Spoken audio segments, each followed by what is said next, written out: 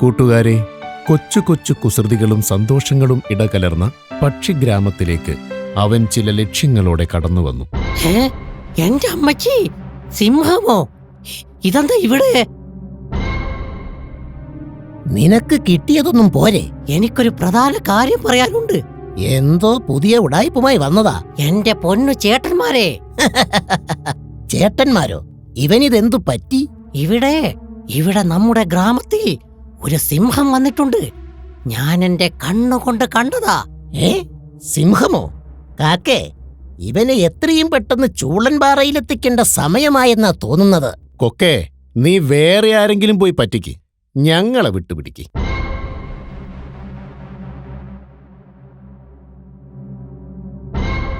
എന്റെ അമ്മച്ചി, പണി പാളിയെന്നാ തോന്നേ.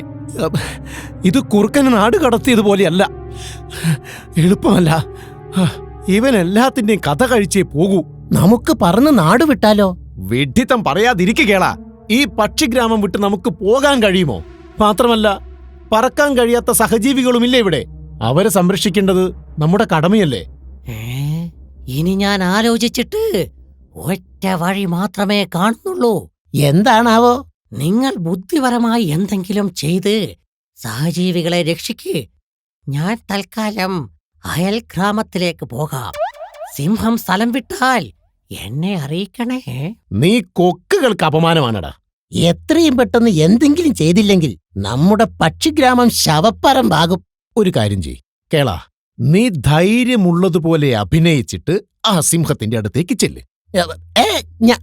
ഞാനോ? എന്നിട്ട് ദേഷ്യമുള്ളതുപോലെ അവനോട് സംസാരിക്ക്. അവന്റെ ഉദ്ദേശം എന്താണെന്ന് അറിയണമല്ലോ. എത്രയും പെട്ടെന്ന് പക്ഷിഗ്രാമം വിട്ടു പോയില്ലെങ്കിൽ നമ്മൾ ഒറ്റക്കെട്ടായി നിന്ന് അവന്റെ കഥ കഴിക്കുമെന്ന് പറഞ്ഞേക്ക്. അത് വളരെ ശരിയാണ്. പക്ഷേ. എന്ത് പക്ഷേ? ഇന്ന് കറുത്ത വാവല്ലേ? ഇന്ന് വെളുത്ത വാവല്ലേ? നീ ധൈര്യമായിട്ട് പോയി വാ. വെളുത്ത വാവിൽ ഈ വെളുത്ത കൊക്ക് പോകുന്നതല്ലേ അല്ലേ ഉചിതം? അതേ, എനിക്ക് സിംഹങ്ങളെ കാണുന്നതേ അലർജിയാ. അതാ, അല്ലാതെ പേടിച്ചിട്ടൊന്നുമല്ല. അതെ അതെ, ഒരു കാര്യം ചെയ്യാം, ഞാൻ തന്നെ പോകാം.